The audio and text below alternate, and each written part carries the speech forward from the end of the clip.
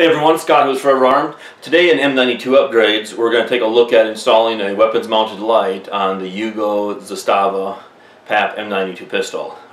Typically I'm a surefire guy, but as always mission and purpose dictates gear. So with this being set up to be a truck gun, I want everything to be as small and compact as possible.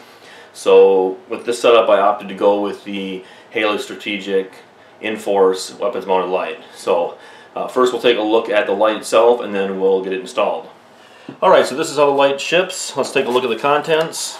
So first of all we've got some instructions here, and then just the light itself. Alright.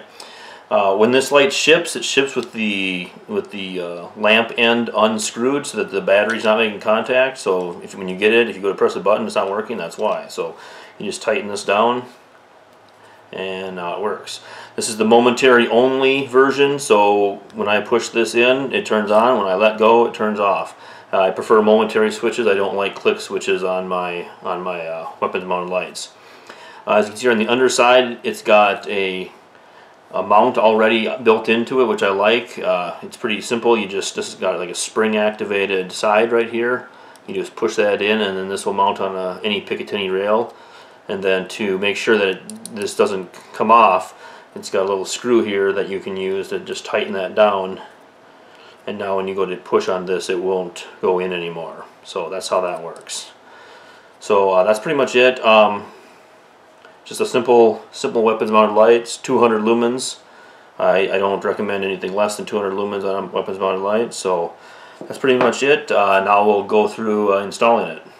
Alright, so before we get started with installing the light, I've already unloaded the gun by removing the magazine and taking the round out of the chamber. So, but before we go ahead and put the light on, let's back up to the previous video where I installed this Manticore Arms Renegade Forearm.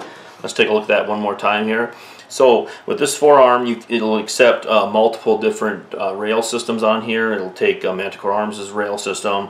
One other option is to install Magpole's polymer Picatinny rails on here. I'm a Magpole guy, so I opted to go with a Magpole.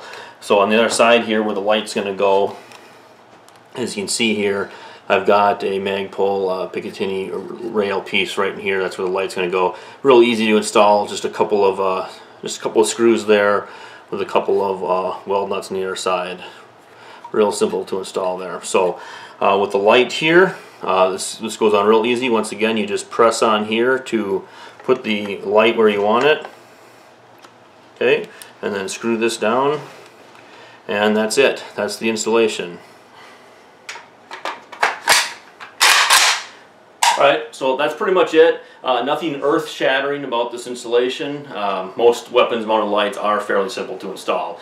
So the point of this video is not to go over the installation process, but more so to just talk about this light, show you it, and talk about why I chose this light for this particular gun based on the mission and purpose of this gun being my truck gun. So now that the light is installed in here, there's a couple other things I wanted to talk about on this. In the instruction manual, it talks about a way to lock down the light, meaning disable it so that it can't accidentally be turned on. So I'll just talk about those real quick here. On the front here, one method it talks about is just unscrewing the lamp end of the light so that the battery's not making contact. And then the other method that it talks about is there's a little lever here that you can flip up. You can see that. And that makes it so that you can't accidentally hit this button at all. So you can just flip that back down when you want to use the light. Okay. Personally, I'm not a fan of locking down my light. If I need to use my light, I need to use it now. I don't want any other gadgets that I need to mess around with when I'm in the middle of a gunfight. So I probably won't ever do that. I'll keep my light ready to use at all times.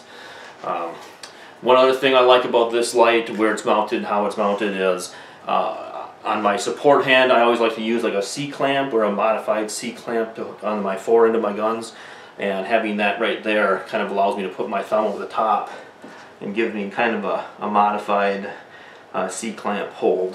That I like my support hand being in a C-clamp. It just offers just better maneuverability and better recoil management and follow-up shots. So I kind of like that. It just feels really comfortable. And with my hand like that, I do not have to worry about the webbing of my hand activating that light. I can squeeze this as hard as I want, and it doesn't seem to turn the light on at all. So if I want to turn the light on, I do have to bring my thumb down and actually hit it to turn it on. So just wanted to point that out. That's pretty much it. Please like, share, favorite this video, and please subscribe to my channel. This is Scott with Forever Armed, reminding you to be ready for the moment. You must train for the moment.